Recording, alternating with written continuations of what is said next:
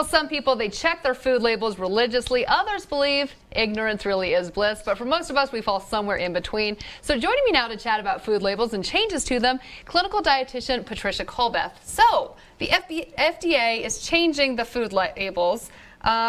What specifically are they changing? Okay, if you look at the current food label, here we have the serving size at the top and the servings per container. On the new food label, the servings per container really stand out. And then you have your amount of calories, much larger on the new food label so it can be noticed, and the calories from fat have been deleted.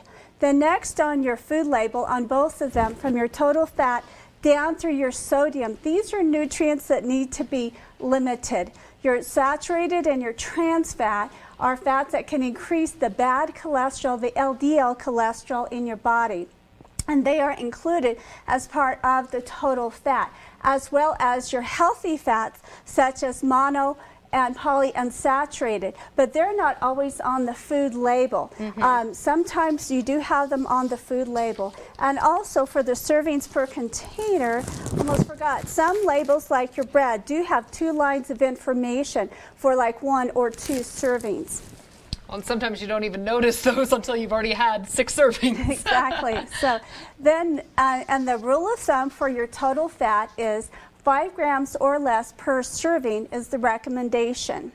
Then you can jump down to your sodium. 140 milligrams or less per serving, it means that it's a low sodium product. And the American Heart Association has recommended that 2,300 milligrams per day for the general population. If somebody has heart disease or high blood pressure, 1,500 milligrams per day. Now compare that to this package for buffalo chicken wings, where 1 serving is 3 wings and it has 1,030 milligrams per serving. And a lot of people can eat 3,400 up to maybe even 6,000 milligrams of sodium per day if they eat a lot of processed foods. Well, I want to ask you real quick about sugars. So there's changes, a lot of people are trying to cut sugar out of their diet.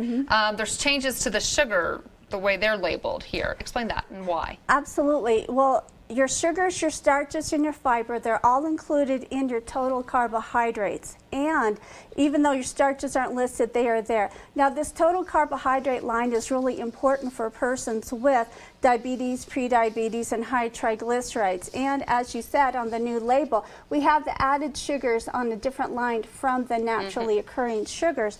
And one of the reasons why that will be able to be helpful to us is for those persons or for anybody, because you'll be able to compare products better to see, okay, this product has a lot of added sugar and the other one doesn't. Very cool. It sounds like there are very good changes and a whole lot of them. So hopefully, and when can we see these?